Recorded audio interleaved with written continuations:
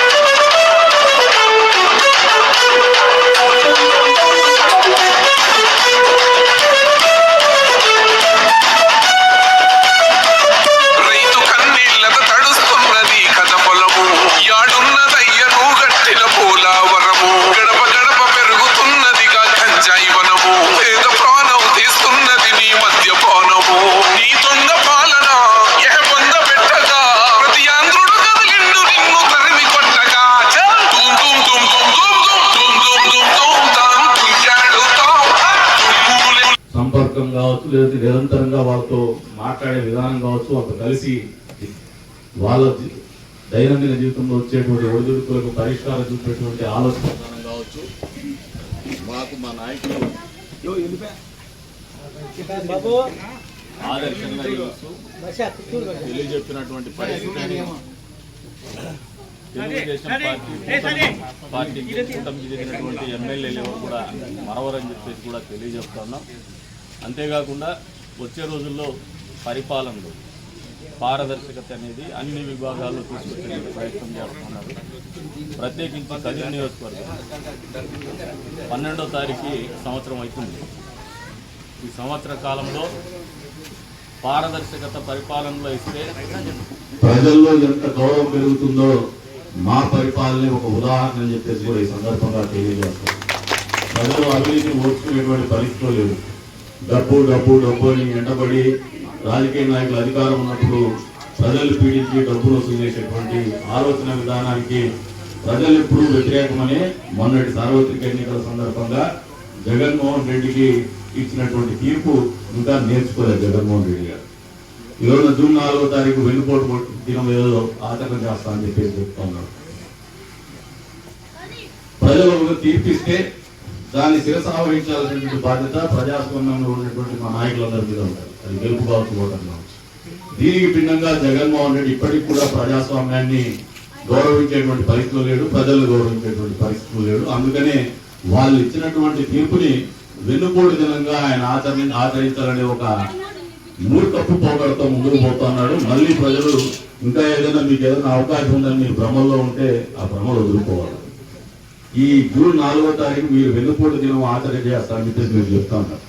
ఆ జూన్ 4వ తారీఖు మీరు ఇచ్చినటువంటి సవాలుకు జవాబుగా మేము ప్రతి ఈ నియోజకవర్గంలో గడపకు తిరిగేటువంటి కార్యక్రమం ఆ రోజు ఆచరిస్తాం. ప్రజాస్వామ్యబద్ధంగానే మీకు సమాధానం అదే మొదలవుతుందని చెప్పేసి జగన్మోహన్ రెడ్డి తెలియజేస్తూ మరొకసారి ప్రజలకు కూడా చెప్తాం, ఈ ప్రభుత్వం మీకోసం ఆలోచన చేస్తున్నటువంటి ప్రభుత్వం, పేదవాళ్ళ కోసం ఆలోచన చేస్తున్నటువంటి ప్రభుత్వం.